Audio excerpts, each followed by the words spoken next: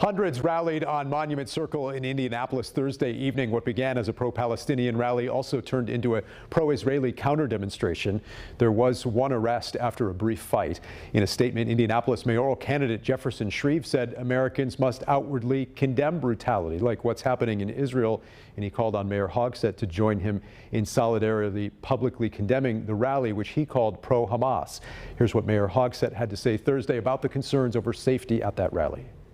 Since the last weekend of May 2020, I think there have been over 350 to 400 protests in the city of Indianapolis, all peacefully held, and I have no reason to believe that tonight won't be the same.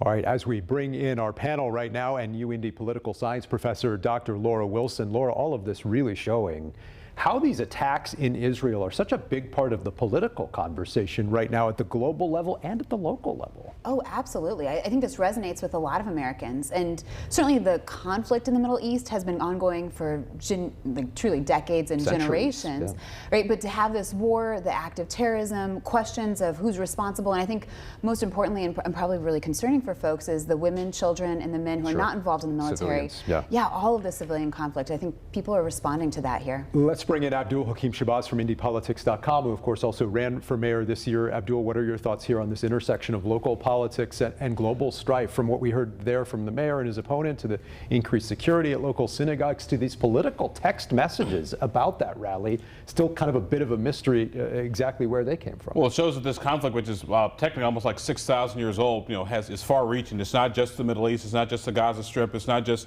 Tel Aviv, it's Indianapolis. Now, granted, we didn't have people throwing rocks or getting violent here, but it shows just how far-reaching this is, and emotions are high, and people have lots of opinions on this issue. We also have former State Representative Mike Murphy with us today. Mike, it's certainly a horrendous situation overseas, one that feels as if it shouldn't be overly politicized, but in the midst of all this, there were those text messages we referenced, and a number of comments from politicians this week that have brought some scrutiny as well, including the former most president. Politicians in this case, particularly at the local level, and you just keep their mouths shut because they really don't know what they're talking about for the most part, and that's for both parties. I don't know if it was dirty tricks. I don't know who was responsible. We may never know for these text messages. It could have been the students from Butler who helped promote and organize the rally. We don't know. We just don't know. And then on the mayor's side, he's the king of the understatement. I mean, when the Dutch special forces were gunned down downtown, he called it a kerfuffle. That's an exact quote, a kerfuffle. So it doesn't surprise me he didn't have any concerns about the pro-Hamas and the pro-Israel people potentially clashing. I'm glad it didn't happen to a large degree. Finally, former State Democratic Party Chair Robin Winston. Robin, what's your response to all of this at the global and the local level here? Well, we're going to see a lot more misery in the Middle East. We better get ready for that, I think. Locally, people exercise their right to express their opinion. One fight, so clearly people were able to keep their opinions peaceful and moving forward. I was concerned by Shreve's comments because the mayor shouldn't be the arbiter of who decides to protest and where they protest. That just means we'll be writing more checks as a result of lawsuits. Laura, of course, this horrendous situation in the Middle East has also been a difficult situation for Congress to navigate right now, going days without a House Speaker. Let's talk about the situation there in D.C. This has been a real mess. It has, and I think it'd be hard no matter what. Like, there's always things we need to have done. There's always some sort of agenda. When you're talking about two wars going on internationally, also another debt crisis looming in a few weeks because we punted down the road last time. To not have leadership at this point really is difficult. And I think you see the struggle within the Republican Party again between the far right, the moderate right, and then of course the Democrats who don't have any incentive and won't come in to participate. Right? It just keeps boiling up. It doesn't seem like there's a compromise in the future. Abdul, is this even a job that anyone should want at this point, Speaker of the House? I don't think so. No, what I thought was interesting, though, was that they say Republicans fall in love, Democrats fall in line. And I got to give the Democrats credit and Hakeem Jeffries for just, basically sticking with their 200-plus minority and let the Republicans sort of fight all this out. But the problem is, though, once again, we got two wars going on, debt ceilings we got to deal with. It's time to pick a leader and move on. It's like watching the Keystone Cops without the Keystone Cops. Mike, how did Republicans get to this point, and where do they go from here? Well, it's a complete lack of vision and a complete lack of leadership by some members of the House. Unfortunately, they were in charge at the time. I mean, the McCarthy people hate the Scalise people because they thought the Scalise staffers were leakers and worked against the McCarthy agenda. And so there was no unity, there's nothing, no kumbaya at all among the Republicans. Many of them went home this weekend out of frustration, said, call me when you got something figured out. And so it's just lack of leadership, lack of vision. That's what happens when you let people get into Congress who really are out for themselves and not out for the good of the country. In our interview this week, Greg Pence told me it was getting frustrating to go into meeting after meeting where people kept saying largely the same things about this situation.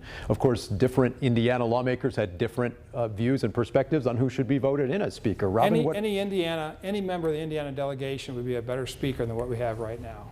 Robin, what are your thoughts on this from across the aisle? You looked at Mike, you weren't so sure about that. No, his last comment there. Yeah, not every member. Come on, Mike. I think that we're facing a crisis. Look, Tommy Tuberville is holding up appointments for the military. That affects our national readiness. We can't even get together to appropriate money to support the Iron Dome in Israel because we can't convene Congress because these guys, in a job that most people used to covet. I mean, there's 438 potential speakers on their way to Washington every day. And now they can't even agree on one from a party that's in power.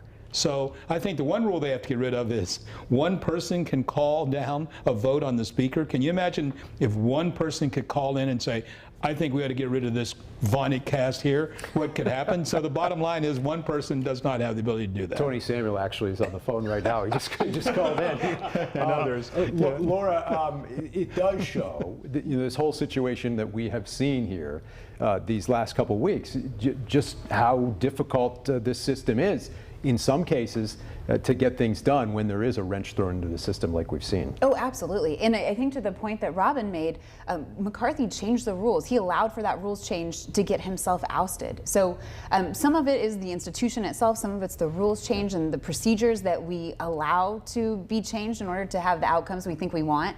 But to have something like this to go on for so long and that kind of division is it's harmful to everyone across the board. It doesn't matter your party, whether you're in Congress, whether you're an American, quite frankly, because of the aid and the responsibility we have in a globalized society to other countries. But like you said, he had to acquiesce to a lot of rules that led to his own undoing there. All right, our thanks to the panel. They'll be back momentarily. Still ahead, we'll hear from one of our newest state reps and tell you more about the process to replace another lawmaker who just passed away. That's next.